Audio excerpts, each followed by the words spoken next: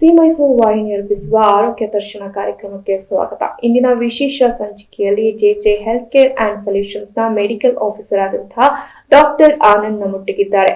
ಮತ್ತಿಗೆ ತಡ ಬನ್ನಿ ಅವರನ್ನ ಕಾರ್ಯಕ್ರಮಕ್ಕೆ ಸ್ವಾಗತಿಸೋಣ. ಜೆಜೆ ಹೆಲ್ತ್ ಕೇರ್ ಸೊಲ್ಯೂಷನ್ಸ್ ವಯೋವೃದ್ಧರ ಆರೈಕೆ ಕೇಂದ್ರ.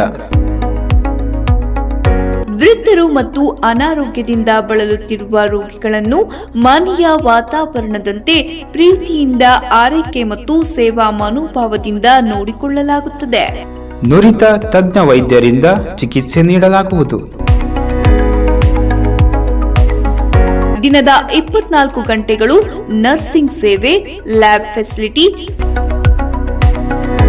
Physiotherapy, dietician, oxygen, pharmacy,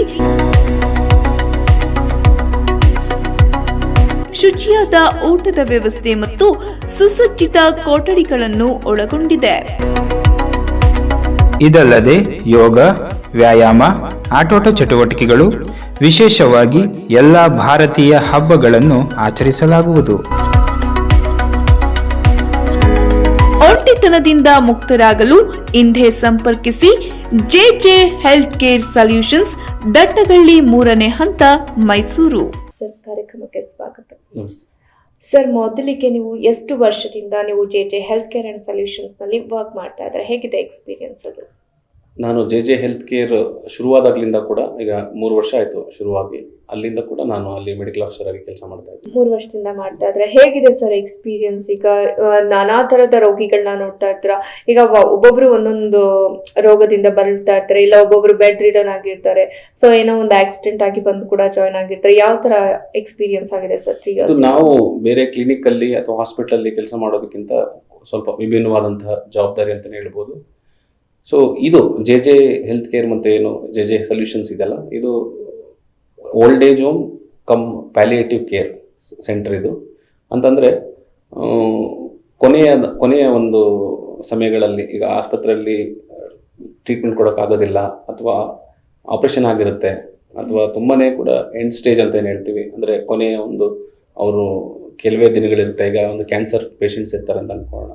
so ಅವ್ರದ್ದು ಇನ್ನು ರಿಕವರ್ ಆಗಲ್ಲ, ಅವರು ಅದರಿಂದ ವಾಸಿ ಆಗೋದಿಲ್ಲ ಅನ್ನೋ ಒಂದು ಪೇಷಂಟ್ಗಳು ಅತಿ ಹೆಚ್ಚಾಗಿ ಜೆ ಹೆಲ್ತ್ ಕೇರಲ್ಲಿ ಇರ್ತಾರೆ. ಸೊ ಇದಕ್ಕೆ ಪ್ಯಾಲಿಯೇಟಿವ್ ಕೇರ್ ಅಂತ ಹೇಳ್ತೀವಿ. ಸೊ ಈ ಥರ ಪೇಷಂಟ್ಗಳನ್ನ ನಾವು ಅಲ್ಲಿ ಸೇರಿಸ್ಕೊಳ್ತೀವಿ. ತುಂಬಾ ಚಾಲೆಂಜಿಂಗ್ ಅಂತ ಅಂದಿದ್ದು ಯಾವುದಾದ್ರೂ ಒಂದು ಇನ್ಸಿಡೆಂಟ್ ಇದೆಯಾ? ಕೇಸ್ ಯಾವುದಾದ್ರು ಅಟೆಂಡ್ ಮಾಡಿದ್ದೀರಾ ನೀವು ಈ 3 years ಅಲ್ಲಿ? ಹೌದು, ಬಹಳ ಪ್ರತಿಯೊಂದು ಕೇಸು ಕೂಡ ಚಾಲೆಂಜಿಂಗ್ ಜೆ ಹೆಲ್ತ್ ಕೇರಲ್ಲಿ. ಯಾಕೆಂತಂದರೆ ಅಲ್ಲಿ ಏನಾಗುತ್ತೆ ಅಂತಂದರೆ, ಆ ಪೇಷಂಟ್ ನಾವೇನು ತಗೊಳ್ತೀವಿ ಪೇಷಂಟ್ಸು, ಸಾಮಾನ್ಯವಾಗಿ ಪೇಷಂಟ್ಸ್ಗೆ ಏನಾಗಿರುತ್ತೆ ಅಂತಂದರೆ ತುಂಬಾ ಒಂದು ಎಂಡ್ ಸ್ಟೇಜ್ ಡಿಸೀಸ್ ಇರುತ್ತೆ. ಈಗ ಆಂಪ್ಯುಟೇಷನ್ ಆಗಿರುತ್ತೆ ಅಂತ ಅನ್ಕೊಳ್ಳೋಣ, ಅಥವಾ ಸ್ಪೈನಲ್ ಕಾರ್ಡ್ ಇಂಜುರೀಸ್ ಆಗಿರುತ್ತೆ, ಅಥವಾ ತೀರಾ ಸಿವಿಯರ್ ಬೆಡ್ ಸೋರ್ಸ್ ಆಗಿರುತ್ತೆ, ಅಥವಾ ಇನ್ಫೆಕ್ಷನ್ಸ್ ಇರುತ್ತೆ ಕೆಲವು ಪೇಷಂಟ್ಸ್ಗಳಿಗೆ, ಅಥವಾ ಈ ಥರ ಕ್ಯಾನ್ಸರ್ ಕೀಮೊಥೆರಪಿ ಅಥವಾ ರೇಡಿಯೋಥೆರಪಿ ಪೇಷಂಟ್ಸ್ ಇರ್ತಾರೆ. ಸೊ ಮತ್ತು ಕೆಲವೊಂದು ಅಲ್ಝೈಮರ್ಸ್ ಡಿಸೀಸ್ ಅಂತೇನು ಹೇಳ್ತೀವಲ್ಲ, ಸೊ ಆ ಥರ ಈಗೊಂದು ಪೇಷಂಟ್ ಇದೆ, ಸೊ ಅವ್ರಿಗೆ ಪಾರ್ಕಿನ್ಸನ್ಸ್ ಡಿಸೀಸ್ ಇದೆ. ಸೊ ಇದು ಪ್ರತಿಯೊಂದು ಕೇಸು ಕೂಡ ತುಂಬಾ ಚಾಲೆಂಜಿಂಗ್ ಕೇಸ್. ಇದು ನಾಟ್ ಓನ್ಲಿ ಈಗ ವಯಸ್ಸಾದವರಿಗೆ ಮಾತ್ರ ಅಲ್ಲ, ಈಗ ಮಿಡಲ್ ಏಜ್, ಈಗ ಅರೌಂಡ್ 25 ಇಂದ 35, 40 ಈ ತರ ಕೇಸಸ್ ಅನ್ನು ನೀವು ತಗೊಳ್ತೀವಿ. ಪೋಸ್ಟ್ ಆಪ್ ಕೇಸ್ಗಳಿಗೆ ಹಾಸ್ಪಿಟಲ್ ಆಪರೇಷನ್ ಆಗಿರುತ್ತೆ, ಮನೆಯಲ್ಲಿ ನಾವು ಅದಕ್ಕೆ ಶುಶ್ರೂಷೆ ಕೊಡೋಕ್ಕಾಗಲ್ಲ ಅನ್ನೋ ಪೇಷಂಟ್ಗಳು ಕೂಡ ಬರ್ತಾರೆ.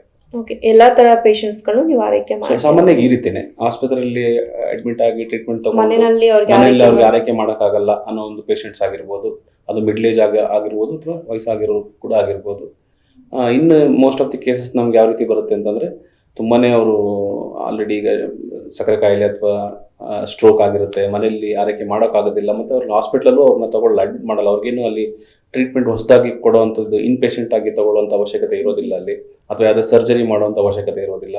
ಸೊ ಅಂಥ ಪೇಷಂಟ್ಗಳನ್ನು ನಾವು ಬೆಡ್ ರಿಡನ್ ಪೇಷಂಟ್ಸು, ಸೊ ಅಂಥ ಪೇಷಂಟ್ಗಳನ್ನ ನಾವು ಆರೈಕೆಗೆ ತಗೊಳ್ತೀವಿ. ಓಲ್ಡ್ ಏಜ್ ಅಲ್ಲಿ ವೈದ್ಯರ ಸಲಹೆ ಎಷ್ಟು ಇಂಪಾರ್ಟೆಂಟ್ ಸರ್? ಸೊ ಇಲ್ಲಿ ನಾನು ಬಹಳ ಮುಖ್ಯವಾಗಿ ಏನು ಹೇಳಕ್ಕೆ ಬಯಸ್ತೀನಿ ಅಂತಂದರೆ, ನೀವು ಒಂದು ಜೀವನದ ಒಂದು ಶುರು ಮತ್ತು ಅಂತ್ಯ, ಅಂದರೆ ನಾವು ಈಗ ಹುಟ್ಟಿದ ಮಗುವನ್ನ ಒಂದು 3 ರಿಂದ 4 ವರ್ಷದವರೆಗೂ ಯಾವ ರೀತಿ ನಾವು ಗಮನಿಸ್ತೀವಿ, ಯಾವ ರೀತಿ ಆರೈಕೆ ಬೇಕೋ ಅದೇ ಒಂದು ಫೇಸು ನಮ್ಮ ಜೀವನದ ಕೊನೆಯ ಸ್ಟೇಜಲ್ಲಿ ಕೂಡ ರಿಪೀಟ್ ಆಗುತ್ತೆ. ಸೊ ಇದನ್ನು ಗಮನಿಸಬೇಕು. ಸೊ ಹುಟ್ಟಿದ ಮಗುಗೆ ನಾವು ಯಾವ ರೀತಿ ಆರೈಕೆ ಕೊಡ್ತೀವಿ, ತಾಯಿ ಇರ್ತಾರೆ ಅಥವಾ ತಂದೆ ಇರ್ತಾರೆ ಅಥವಾ ಎಲ್ಲರೂ ಕೂಡ ಮನೆಯಲ್ಲಿ ಇರ್ತಾರೆ. ಸೊ ಅಲ್ಲಿ ನಮಗೇನಾಗುತ್ತೆ, ಮಗುವನ್ನು ನೋಡ್ಕೊಳ್ಳೋದಕ್ಕೆ ಅತ್ಯಂತ ಏನು ಸಮಸ್ಯೆಯನ್ನು ತಾಯಿ ಆಗಲಿ ಅಥವಾ ತಂದೆ ಆಗಲಿ ಅಥವಾ ಮನೇಲಿ ಯಾರು ಕೂಡ ಇರೋದಿಲ್ಲ. ಯಾಕಂದ್ರೆ ಅದು ಒಂದು ಸಂತೋಷದ ಒಂದು ವಾತಾವರಣ ಇರುತ್ತೆ.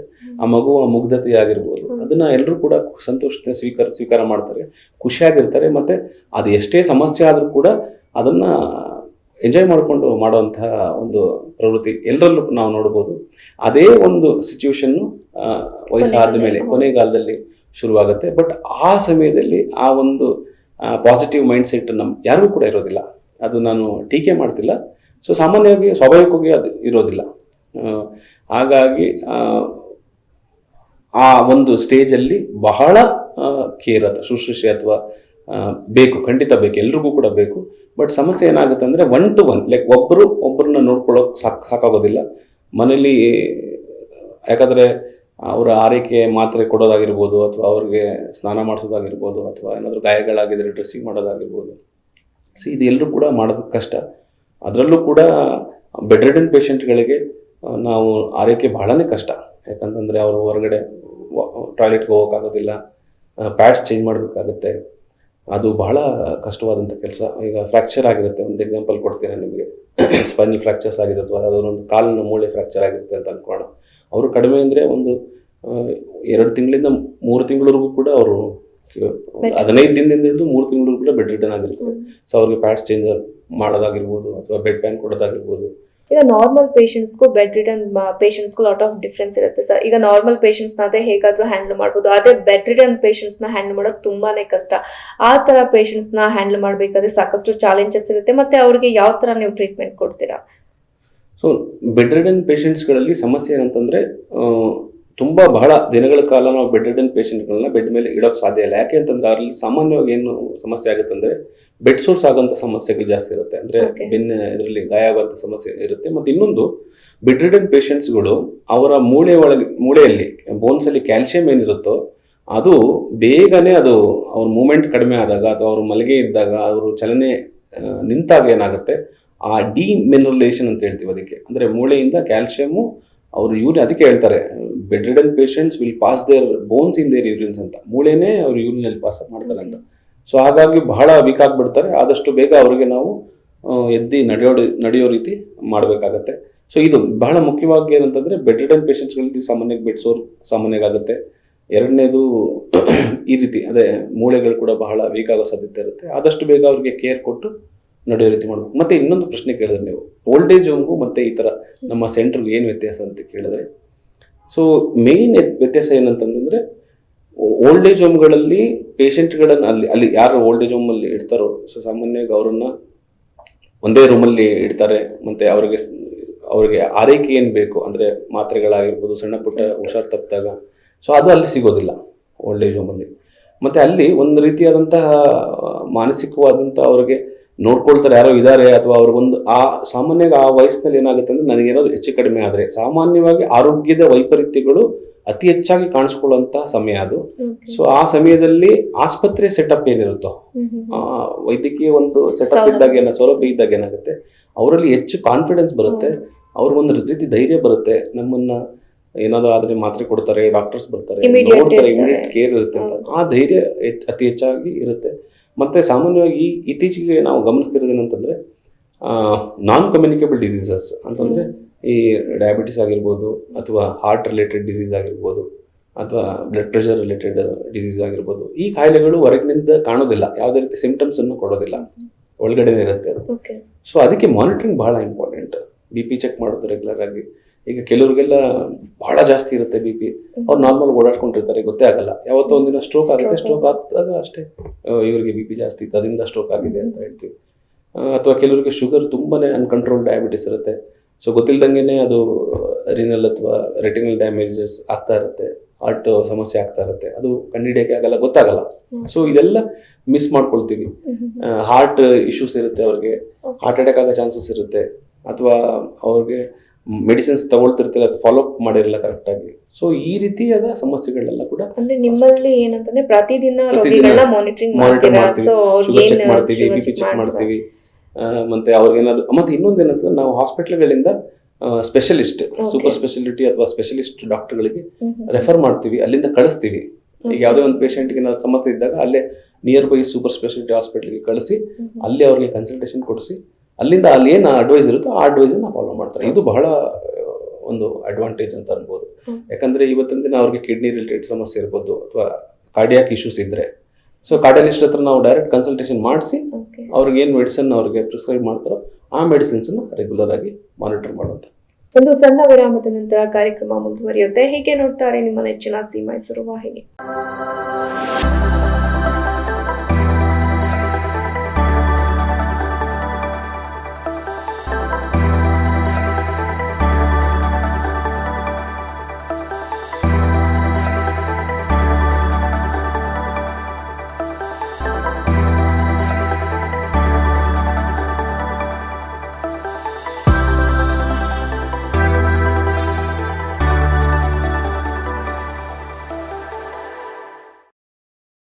ಮತ್ತೊಮ್ಮೆ ಕಾರ್ಯಕ್ರಮಕ್ಕೆ ಸ್ವಾಗತ ವೀಕ್ಷಕರೇ. J health care and solutions ನ ಮೆಡಿಕಲ್ ಆಫೀಸರ್ ಆದಂತಹ ಡಾಕ್ಟರ್ ಆನಂದ್ ಅವರು ಸಾಕಷ್ಟು ಮಾಹಿತಿಯನ್ನ ನೀಡಿದ್ರು. ಹೀಗೆ ಮುಂದುವರೆದು ಅವ್ರನ್ನ ಮಾತಾಡಿಸ್ತಾ ಹೋದ್ರೆ, ಸರ್ ಇವಾಗ ಬೆಡ್ ರಿಡನ್ ಪೇಷಂಟ್ಸ್ಗಳನ್ನ ಮನೆಯಲ್ಲಿ ನೋಡ್ಕೊಳಕ್ ಆಗಲ್ಲ ಅಂತ ಸಾಕಷ್ಟು ಜನ ಕೇರ್ ಸೆಂಟರ್ಗಳಿಗೆ ಸೇರಿಸೋದು ಜಾಸ್ತಿ ಆಗಿದೆ ಅಂತಾನೆ ಹೇಳ್ಬೋದು. ಕೇರ್ ಸೆಂಟರ್ ಇಲ್ಲ ಓಲ್ಡ್ ಏಜ್ ಇವೆರಡರಲ್ಲಿ ತುಂಬಾನೇ ಜಾಸ್ತಿ ಆಗ್ತಿದೆ. ಈಗ ನಿಮ್ಮಲ್ಲಿ ಸೇರಿಸಿದ್ರೆ ಏನೆಲ್ಲ ಫೆಸಿಲಿಟೀಸ್ ಇದೆ, ಅವ್ರಿಗೆ ಏನ್ ಬೆನಿಫಿಟ್ಸ್ ಸರ್? ನಮ್ಮಲ್ಲಿ ಜೆ ಹೆಲ್ತ್ ಸೊಲ್ಯೂಷನ್ಸ್ ಅಲ್ಲಿ ರೆಗ್ಯುಲರ್ ಆಗಿ ಡಾಕ್ಟರ್ಸ್ ವಿಸಿಟ್ಸ್ ಇರುತ್ತೆ. ನಮ್ಮಲ್ಲಿ ಲ್ಯಾಬ್ ಇದೆ ಮತ್ತು ಫಾರ್ಮಸಿ ಇದೆ. ಮತ್ತು ನಮ್ಮಲ್ಲಿ ನರ್ಸಿಂಗ್ ಸ್ಟಾಫ್ ಕೂಡ ಬಹಳ ಚೆನ್ನಾಗಿ ಇದೆ. ಮತ್ತು ನಾವು ಸಪ್ರೇಟ್ ಕಿಚನ್ ಇರೋದ್ರಿಂದ ನಮಗೆ ಅವ್ರಿಗೆ ಆರೋಗ್ಯಕ್ಕೆ ಯಾವ ರೀತಿ ಡಯಟ್ ಬೇಕು, ಆಹಾರ ಯಾವ ರೀತಿ ಬೇಕು ಅದು ಕೂಡ ನಾವೇ ಅದನ್ನು ಮಾನಿಟರ್ ಮಾಡ್ತೀವಿ.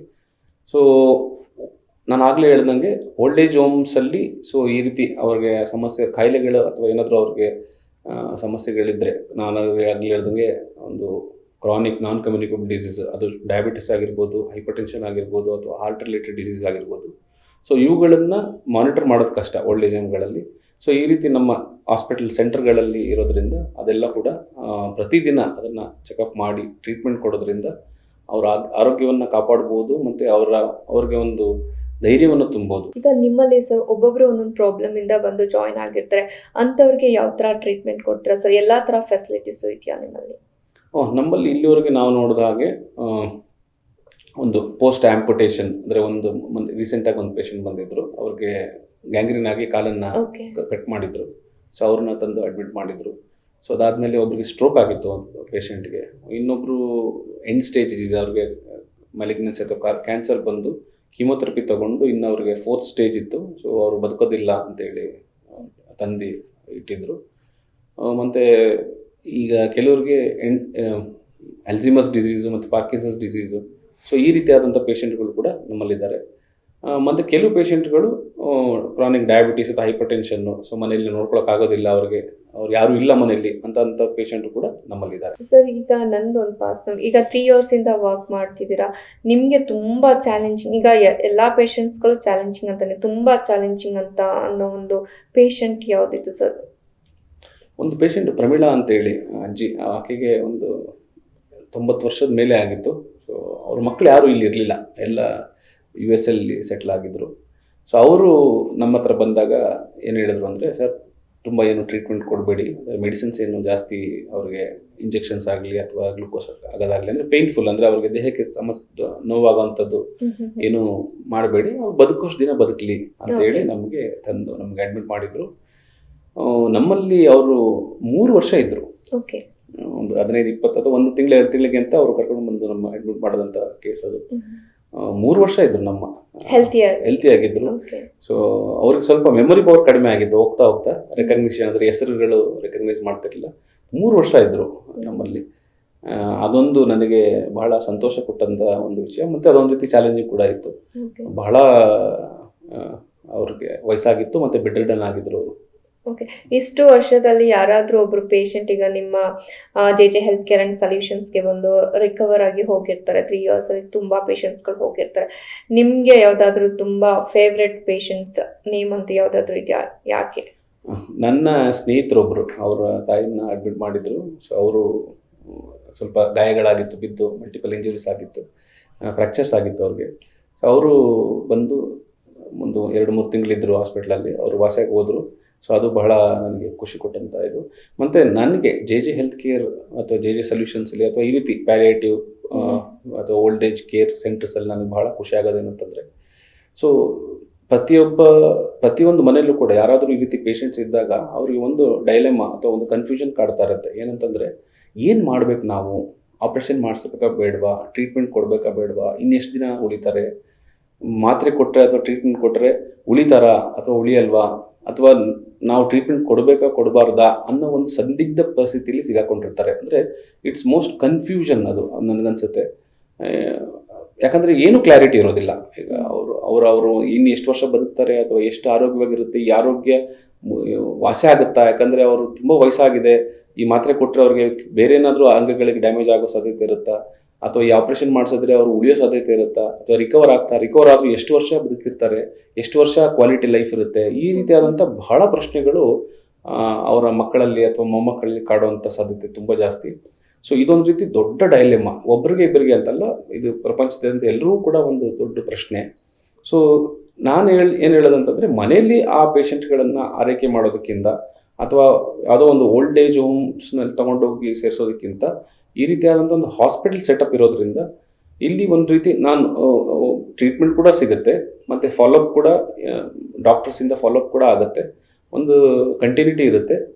ಸೊ ಈಗ ಒಬ್ಬರು ಏನೇ ಸಮಸ್ಯೆ ಆ ಏಜಲ್ಲಿ, ಆ ಒಂದು ಕೊನೆ ಗಳಿಗೆಗಳಲ್ಲಿ ಯಾವಾಗ ಸಾಯ್ತಾರೆ ಅಥವಾ ಜೀವ ಯಾವಾಗ ಹೋಗುತ್ತೆ ಅಥವಾ ಅವ್ರಿಗೆ ಏನಾಗ್ಬೋದು ಅಂತ ಯಾವುದೂ ಕೂಡ ನೇರವಾಗಿ ಹೇಳಕ್ಕೆ ಬರೋದಿಲ್ಲ. ಇದು ಸಂಪೂರ್ಣವಾಗಿ ಅನಿಶ್ಚಿತ. ಅದು ಆ ಸಮಯವನ್ನು ನಾವು ಹೇಳಕ್ಕೆ ಬರೋದಿಲ್ಲ. ಅದನ್ನು ನಾವು ಡಿಸೈಡ್ ಮಾಡಬಾರ್ದು ಅಥವಾ ಬೇರೆ ಯಾರೂ ಡಿಸೈಡ್ ಮಾಡಬಾರ್ದು, ಅದು ಕಾಲನೇ ಡಿಸೈಡ್ ಮಾಡಬೇಕು ಅಂತ ನನ್ನ ಅನಿಸಿಕೆ. ಸೊ ಮತ್ತು ಆರೈಕೆಯಲ್ಲಿ ಮಾತ್ರ ಯಾವುದೇ ರೀತಿ ಕಡಿಮೆ ಆಗ್ಬೋದು. ಯಾಕಂತಂದರೆ ಒಬ್ಬ ಮನುಷ್ಯ ಗೌರವಯುತವಾಗಿ ಬದುಕಿರ್ತಾರೆ.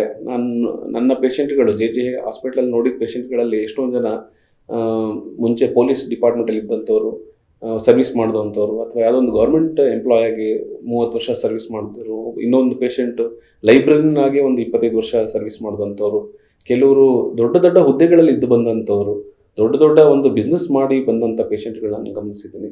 ಸೊ ಏನು ಗೌರವಯುತವಾಗಿ ಅವರು ಬದುಕಿರ್ತಾರೋ ಅದೇ ಗೌರವ ಆ ಕೊನೆ ಒಂದು ಗಳಿಗೆಯಲ್ಲಿ ಅವ್ರಿಗೆ ಸಿಗಬೇಕು.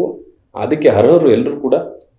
ಹಾಗಾಗಿ ಈ ಥರ ಕೇರ್ ಸೆಂಟರ್ಗಳಲ್ಲಿ ಏನಾಗುತ್ತೆ, ಟ್ರೀಟ್ಮೆಂಟ್ ಚೆನ್ನಾಗಿ ಸಿಗುತ್ತೆ. ಅದರಲ್ಲೂ ಕೂಡ JJ ಹೆಲ್ತ್ ಕೇರಲ್ಲಿ ಏನು ನರ್ಸಿಂಗ್ ಕೇರ್ ಇದೆಯಲ್ಲ, ಅದು ಬಹಳ ಉತ್ಕೃಷ್ಟವಾಗಿದೆ ಅಂತ ನಾನು ನೇರವಾಗಿ ನೋಡಿದ್ದೀನಿ, ಮತ್ತು ನಾನು ಅದನ್ನು ಗಮನಿಸಿದ್ದೀನಿ. ಸೊ ಪೇಷಂಟ್ಗಳಿಗೆ ಆ ಒಂದು ಸ್ಟೇಜಲ್ಲಿ ಮಾತ್ರೆಗಳಿಗಿಂತ ಮೆಡಿಸಿನ್ಗಳಿಗಿಂತ ಜಾಸ್ತಿ ಆರೈಕೆ, ನರ್ಸಿಂಗ್ ಕೇರ್ ಅಂತ ಏನು ಹೇಳ್ತೀವಲ್ಲ, ಅದು ಬಹಳ ಮುಖ್ಯ. ಆ ಒಂದು ಗೌರವವನ್ನು ಅವರು ಕೊಡಬೇಕು, ಆ ಒಂದು ಪ್ರೀತಿಯನ್ನು ಕೊಡಬೇಕು. ಮತ್ತು ಇನ್ನೊಂದು, ಈ ರೀತಿ ಸೆಂಟರ್ಗಳಲ್ಲಿ ನಾನು JJ ಹೆಲ್ತ್ ಕೇರ್ ಅಂತ ಎಕ್ಸಾಂಪಲ್ ತೊಗೊಂಡಾಗ ಏನಾಗುತ್ತೆ, ಅಲ್ಲಿ ಆ್ಯಕ್ಟಿವಿಟೀಸ್ ಕೂಡ ಮಾಡ್ತಾರೆ. ಅಲ್ಲೊಂದು ಟೀಮ್ ಬಿಲ್ಡ್ ಮಾಡ್ತಾರೆ. ಅವರಿಗೆ ಪ್ರತಿದಿನ ಅವರಿಗೆ ಒಂದು ಯಾವುದಾದ್ರೂ ಒಂದು ಆ್ಯಕ್ಟಿವಿಟೀಸಲ್ಲಿ ಎಂಗೇಜ್ ಮಾಡ್ತಾರೆ. ಮತ್ತು ಅವರವರಲ್ಲೇ ಅಲ್ಲಿ ಒಂದು ಖುಷಿಯಾದಂಥ ವಾತಾವರಣ ಕೂಡ ನಾನು ಗಮನಿಸಿದ್ದೀನಿ. ಯೂಶಲಾಗಿ ಏನಾಗುತ್ತೆ, ಕೊನೆ ಗಳಿಗೆಗಳಲ್ಲಿ ಅದೊಂದು ಬೇಸರ ಅಥವಾ ಬೇಜಾರು ಅದು ಮನಸ್ಸಿಗೆ ಬಹಳ ಹಚ್ಕೊಂಡು ಬಿಡ್ತಾರೆ. ಯಾಕಂದರೆ ನಾವು ಅವ್ರ ಜೊತೆಗಿದ್ವಿ, ಅದು ಮಾಡಿದ್ವಿ, ನಾವು ಹಂಗೆ ಬದುಕಿದ್ವಿ. ಪ್ರತಿಯೊಬ್ಬ ಮನುಷ್ಯನಿಗೂ ಒಂದು ಸ್ಟೋರಿ ಇರುತ್ತೆ, ಅವ್ರದ್ದೇ ಆದಂಥ ಜೀವನದ ಒಂದು ಸ್ಟೋರಿ ಇರುತ್ತೆ. ಆ ಸ್ಟೋರಿಗಳಲ್ಲಿ ಅವರು ಮುಳುಗೋಗಿರ್ತಾರೆ.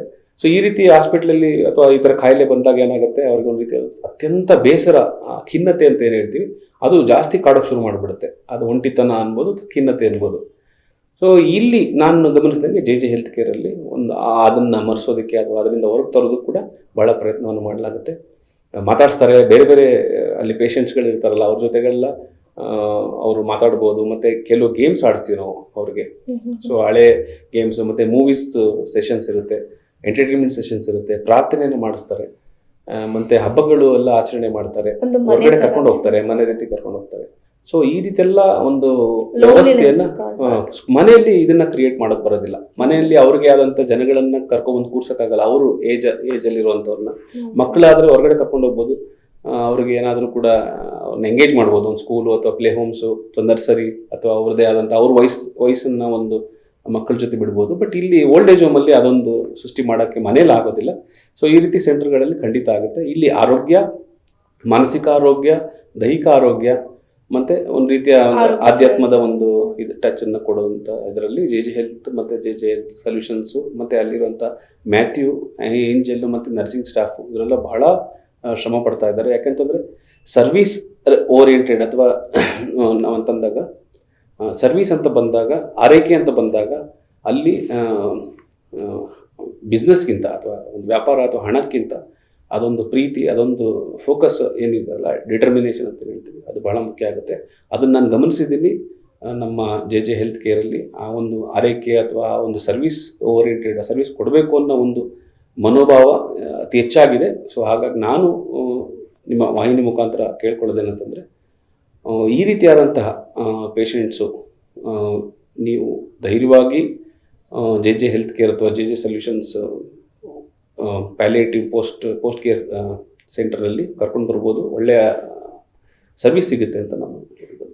ಅಂದ್ರೆ ಒಂದು ಪ್ರೀತಿನ ಕೊಟ್ರೆ ಒಬ್ಬ ರೋಗಿನ ಎಷ್ಟು ದಿನವರೆಗೆ ಆದ್ರೂ ನಾವು ಉಳಿಸ್ಕೊಳ್ಬಹುದು ಅಂತ ಓವರ್ ಆಲ್ ಆಗಿ ಹೇಳ್ತೀರಾ. ಪ್ರೀತಿ ಅನ್ನೋದು ಇಂಪಾರ್ಟೆಂಟ್. ಮೆಡಿಸಿನ್ಸ್ ಅಲ್ಲಿ ಆಗ್ತಿರೋದು ಕೆಲವೊಂದ್ಸಲ ಪ್ರೀತಿಯಿಂದ ನಾವು ಒಬ್ಬರಿಗೆ ಪ್ರೀತಿ ತೋರಿಸದೆ ಒಂದು ಒಳ್ಳೆ ರೀತಿ ಆರೈಕೆ ಮಾಡಿದ್ರೆ ಅದು ತುಂಬಾ ಲಾಂಗ್ ಟರ್ಮ್. ಈಗ ಒಂದು 2 months 3 months ಇರೋರು, ನೀವೇ ಹೇಳಿದ್ರೆ 90 years ಇರೋರು 3 years ಬಂದ್ರು ಅಂತ. ಸೊ ಒಂದು ಪ್ರೀತಿ ಅನ್ನೋದು ಮುಖ್ಯ. ಮೆಡಿಸಿನ್ಸ್ ಅಲ್ಲಿ ಆಗದಿರೋದು ಕೆಲವೊಂದು ಟೈಮ್ ಪ್ರೀತಿಯಲ್ಲಿ ಆಗುತ್ತೆ ಅಂತ ಹೇಳ್ತಿದ್ದಾರೆ. ಖಂಡಿತ. ಮನುಷ್ಯನಿಗೆ ನಾವು ಈ ಒಂದು ಪ್ರಕೃತಿಯಲ್ಲಿ ಗಮನಿಸಿರೋ ರೀತಿ, ಮನುಷ್ಯನಿಗೆ ಅಥವಾ ಯಾವುದೇ ರೀತಿ ಪ್ರಾಣಿಗೆ ಒಂದು ನಾವು ವ್ಯತ್ಯಾಸವನ್ನು ಏನು ಗಮನಿಸ್ಬೋದು ಅಂತಂದರೆ, ನಮ್ಮಲ್ಲಿ ಮಾನಸಿಕವಾಗಿ ಮತ್ತು ದೈಹಿಕವಾಗಿ ಚಲನೆ ಇದೆ. ಬೇರೆ ಗಿಡಗಳಿಗೆ ಅಥವಾ ಬೇರೆ ಸಣ್ಣ ಪುಟ್ಟ ಇದಕ್ಕೆ ನೋಡಿದಾಗ ನಮಗೆ ಆ ಚಲನೆ ಇರೋದಿಲ್ಲ, ಆ ಒಂದು ಮೋಟಿವೇಶನ್ ಅಥವಾ ಓಡಾಡೋವಂಥ ಒಂದು ಇದಿರೋದಿಲ್ಲ. ಸೊ ಯಾವುದೇ ವ್ಯಕ್ತಿ, ಅದು ಸಣ್ಣ ಮಗುವಾಗಿರ್ಬೋದು ಅಥವಾ ಮಧ್ಯವಯಸ್ಕರಾಗಿರ್ಬೋದು ಅಥವಾ ವಯಸ್ಸಾದಂಥವ್ರಾಗಿರ್ಬೋದು, ಆ್ಯಕ್ಟಿವ್ ಆಗಿದ್ದಷ್ಟು ಕೂಡ, ಇನ್ವಾಲ್ವ್ಮೆಂಟ್ ಇದ್ದಷ್ಟು ಕೂಡ ಬೆರೆಯೋದ್ರಿಂದ ಆರೋಗ್ಯ ತಂತಾನೇ ಸರಿ ಮಾಡ್ಕೊಳ್ಳುತ್ತೆ. ಅದಕ್ಕೆ ಹರಿಯೋ ನೀರು ಯಾವಾಗಲೂ ಕೂಡ ಅದು ಪರಿಶುದ್ಧವಾಗಿ ಅದನ್ನು ಕಾಪಾಡಿಕೊಳ್ಳುತ್ತೆ. ನಿಂತ ನೀರು ಆದಷ್ಟು ಕೂಡ ಅದು ಆ ಪರಿಶುದ್ಧತೆಯನ್ನು ಹಾಳು ಮಾಡ್ಕೊಂಡ್ಬಿಡುತ್ತೆ. ಅದೇ ರೀತಿ ಮನುಷ್ಯನ ಜೀವನದಲ್ಲಿ ಆ ಒಂದು ಮೂಮೆಂಟ್ ಅಥವಾ ಒಂದು ಇನ್ವಾಲ್ವ್ಮೆಂಟ್ ಏನಿದೆಯೋ ಅದು ಆರೋಗ್ಯವನ್ನು ಕೂಡ ಕಾಪಾಡಿಕೊಳ್ಳುತ್ತೆ. ನಮ್ಮ ಮಾನಸಿಕ ಆರೋಗ್ಯ ಮತ್ತು ದೈಹಿಕ ಆರೋಗ್ಯ ಎರಡೂ ಕೂಡ ಬಹಳ ಚೆನ್ನಾಗಿರುತ್ತೆ. ಸೊ ಈ ರೀತಿ ಅದೊಂದು ಮೂಮೆಂಟನ್ನು ಆದಷ್ಟು ಬೇಗ ಕ್ರಿಯೇಟ್ ಮಾಡಬೇಕು, ಅಥವಾ ಒಂದು ಇನ್ವಾಲ್ವ್ಮೆಂಟನ್ನು ಎಲ್ಲೇ ಆಗಲಿ. ಈಗ ಮನೆಯಲ್ಲೇ ಇದ್ರು ಬೆಡ್ ರಿಟರ್ನ್ ಪೇಷಂಟ್ಸ್ನ ಒಂದು ಮೂಲೆನಲ್ಲಿ ಇರಿಸ್ತಾರೆ, ಅದ್ರ ಬದಲು ಅವ್ರ ಜೊತೆ ಬೆರೀತಾ ಹೋದ್ರೆ ಸಾಕು, ಬೇಗನೆ ರಿಕವರ್ ಆಗ್ತಾರೆ ಅಂತ ನೀವು ಹೇಳ್ತಾ ಇದ್ದೀರಾ. ಓಕೆ ಸರ್, ಈಗ ಇನ್ನೊಂದೇನಂತಂದ್ರೆ ಹಾಸ್ಪಿಟ್ಲಿಗೆ ಸೇರಿಸಿರ್ತಾರೆ, ಸಾಕಷ್ಟು ಖರ್ಚು ಮಾಡಿರ್ತಾರೆ, ಇನ್ನೇನು ಆಗಲ್ಲ ಮನೆಗೆ ಕರ್ಕೊಂಡು ಹೋಗ್ಬಿಡಿ ಅಂತ ಹೇಳ್ತಾರೆ. ಸೊ ಅಂತ ಕೇಸಸ್ ಏನಾದ್ರು ನಿಮಗೆ ಬಂದ್ರೆ ನೀವು ಅವ್ರನ್ನ ಅಡ್ಮಿಟ್ ಮಾಡ್ಕೊಳ್ತೀರಾ, ಮತ್ತೆ ಯಾವ ತರ ಅವ್ರಿಗೆ ಟ್ರೀಟ್ಮೆಂಟ್ ಮಾಡ್ತೀರಾ? ಹೌದು. ಹಾಸ್ಪಿಟಲ್ ಇದ್ದಾಗ ಏನಾಗುತ್ತೆ, ಅಲ್ಲಿ ಖರ್ಚು ಬಹಳ ಜಾಸ್ತಿ ಬರುತ್ತೆ. ಇನ್ ಪೇಷಂಟ್ ಆಗಿರ್ಬೋದು ಅಥವಾ ICU ಪೇಷಂಟ್ಸ್ ಆಗಿರ್ಬೋದು, ಬಹಳ ಖರ್ಚು ಬರುತ್ತೆ. ಸೊ ಅದಕ್ಕೆ ಕಂಪೇರ್ ಮಾಡಿದ್ರೆ ಇಲ್ಲಿ ಈ ಥರ ರೀತಿ ಸೆಂಟರ್ಗಳಲ್ಲಿ ಖರ್ಚು ಅಷ್ಟಾಗಿ ತಗೊಳ್ಳೋದಿಲ್ಲ ನಿಮಗೆ. ಅಲ್ಲಿ ಬೆಡ್ ಚಾರ್ಜಸ್ಸನ್ನು ಕೊಡಬೇಕಾಗುತ್ತೆ, ಮತ್ತು ಅಲ್ಲಿ ಕನ್ಸ್ಯೂಮಬಲ್ಸ್ ಅಂತ ಏನು ಹೇಳ್ತೀವಿ ಅಷ್ಟು ಖರ್ಚಾಗುತ್ತೆ. ಅದು ಅಂಡರ್ ಪ್ಯಾಡ್ಸ್ ಆಗಿರ್ಬೋದು ಅಥವಾ ಡೈಪರ್ಸ್ ಆಗಿರ್ಬೋದು, ವೈಪ್ಸು, ಸೊ ಈ ರೀತಿಯಾದ ಖರ್ಚಾಗುತ್ತೆ. ಅವರೊಂದು ಪ್ಯಾಕೇಜಲ್ಲಿ ಮಾಡ್ಕೊಡೋದ್ರಿಂದ ತಗೊಳ್ತೀವಿ ಪೇಷಂಟ್ಸ್ ಆಗುತ್ತೆ. ಸರ್, ಕೊನೆಯದಾಗಿ ನಮ್ಮ ವೀಕ್ಷಕರಿಗೆ ಏನು ಹೇಳ್ತೀರಾ? ಸೊ ನಾನು ಕೊನೆಯಲ್ಲಿ ನಮ್ಮ JJ ಹೆಲ್ತ್ ಕೇರ್ ಕಡೆಯಿಂದ ಹೇಳೋದೇನಂತಂದರೆ, ಪ್ರತಿಯೊಬ್ಬ ಮನುಷ್ಯ ಕೂಡ ಆತನಿಗೆ ಏನು ಗೌರವಯುತವಾಗಿ ಅವರು ಒಂದು ಜೀವನವನ್ನು ಸಾಗಿಸಿರ್ತಾರೋ ಅದೇ ಗೌರವ ಕೊನೆಯ ಗಳಿಗೆಯಲ್ಲಿ ಅದು ಎಲ್ರಿಗೂ ದೊರೆಯಂತಾಗಬೇಕು. ಅದು ಯಾವುದೇ ರೀತಿ ಕಾಯಿಲೆಯಿಂದ ಬಳಲ್ತಿದ್ರು ಕೂಡ, ಸೊ ಅದು ಕೊನೆಯ ದಿನಗಳೇನಿದೆ ಅದು ಬಹಳ ಗೌರವಯುತವಾಗಿ ಒಂದು ಪ್ರೀತಿಯಿಂದ, ವಾತ್ಸಲ್ಯದಿಂದ, ಆರೈಕೆಯಿಂದ ಕಳಿಬೇಕು ಅನ್ನೋದು ನನ್ನ ಒಂದು ಅನಿಸಿಕೆ. ಅದರಲ್ಲಿ ಈ ನಮ್ಮ ಸೆಂಟರ್ ಏನಿದೆ ಅದು ಬಹಳ ಒಳ್ಳೆಯ ಕೆಲಸ ಮಾಡ್ತಾ ಇದೆ, ಮುಂದೆ ಮಾಡುತ್ತೆ ಅನ್ನೋ ಒಂದು ನಂಬಿಕೆ ನನ್ನಿದೆ. ಎಸ್, ಇಷ್ಟೊತ್ತು ಕೇಳಿದ್ರಲ್ಲ ವೀಕ್ಷಕರೇ, JJ ಹೆಲ್ತ್ ಕೇರ್ ಆ್ಯಂಡ್ ಸೊಲ್ಯೂಷನ್ಸ್ನ ಮೆಡಿಕಲ್ ಆಫೀಸರ್ ಆದಂತಹ ಡಾಕ್ಟರ್ ಆನಂದ್ ಅವರು JJ ಹೆಲ್ತ್ ಕೇರ್ ಆ್ಯಂಡ್ ಸೊಲ್ಯೂಷನ್ಸ್ನಲ್ಲಿ ಏನೆಲ್ಲ ಫೆಸಿಲಿಟಿ ಇದೆ ಅಂತ ತಿಳಿಸಿದ್ರು. ಹಾಗೆ ವಯಸ್ಸಾದವ್ರನ್ನ ಯಾವ ರೀತಿ ಆರೈಕೆ ಮಾಡಬೇಕು, ಇಫ್ ಇನ್ ಕೇಸ್ ನಿಮ್ಮಲ್ಲಿ ಆಗಿಲ್ಲ ಅಂತಂದರೆ JJ ಹೆಲ್ತ್ ಕೇರ್ ಆ್ಯಂಡ್ ಸೊಲ್ಯೂಷನ್ಸ್ಗೆ ಕಲ್ತ್ಕೊಂಡು ಬನ್ನಿ, ನಾವು ಅವ್ರನ್ನ ಪ್ರೀತಿಯಿಂದ ಆರೈಕೆ ಮಾಡ್ತೀವಿ ಅಂತಲೂ ಹೇಳಿದ್ರು. ಜೊತೆಗೆ JJ ಹೆಲ್ತ್ ಕೇರ್ ಆ್ಯಂಡ್ ಸೊಲ್ಯೂಷನ್ಸ್ನಲ್ಲಿ ಯಾವೆಲ್ಲ ಫೆಸಿಲಿಟಿ ಇದೆ ಅಂತ ಸಾಕಷ್ಟು ಮಾಹಿತಿಯನ್ನು ತಿಳಿಸ್ಕೊಟ್ರು ಅಂತಾನೆ ಹೇಳ್ಬೋದು. ಸರ್, ಇಷ್ಟೊತ್ತು ತಮ್ಮ ಅಮೂಲ್ಯವಾದ ಸಮಯನ ನಮ್ಮೊಟ್ಟಿಗೆ ಹಂಚ್ಕೊಂಡಿದ್ದಕ್ಕೆ ಧನ್ಯವಾದಗಳು. Thanks. JJ health care solutions, ವಯೋವೃದ್ಧರ ಆರೈಕೆ ಕೇಂದ್ರ. ವೃದ್ಧರು ಮತ್ತು ಅನಾರೋಗ್ಯದಿಂದ ಬಳಲುತ್ತಿರುವ ರೋಗಿಗಳನ್ನು ಮನೆಯ ವಾತಾವರಣದಂತೆ ಪ್ರೀತಿಯಿಂದ ಆರೈಕೆ ಮತ್ತು ಸೇವಾ ಮನೋಭಾವದಿಂದ ನೋಡಿಕೊಳ್ಳಲಾಗುತ್ತದೆ. ನುರಿತ ತಜ್ಞ ವೈದ್ಯರಿಂದ ಚಿಕಿತ್ಸೆ ನೀಡಲಾಗುವುದು. ದಿನದ 24 ಗಂಟೆಗಳು ನರ್ಸಿಂಗ್ ಸೇವೆ, lab facility, physiotherapy, dietician, oxygen, pharmacy, ಶುಚಿಯಾದ ಊಟದ ವ್ಯವಸ್ಥೆ ಮತ್ತು ಸುಸಜ್ಜಿತ ಕೊಠಡಿಗಳನ್ನು ಒಳಗೊಂಡಿದೆ. ಇದಲ್ಲದೆ ಯೋಗ, ವ್ಯಾಯಾಮ, ಆಟೋಟ ಚಟುವಟಿಕೆಗಳು, ವಿಶೇಷವಾಗಿ ಎಲ್ಲ ಭಾರತೀಯ ಹಬ್ಬಗಳನ್ನು ಆಚರಿಸಲಾಗುವುದು. ಒಂಟಿತನದಿಂದ ಮುಕ್ತರಾಗಲು ಇಂದೇ ಸಂಪರ್ಕಿಸಿ JJ health care solutions, Dattagalli 3ನೇ ಹಂತ, ಮೈಸೂರು.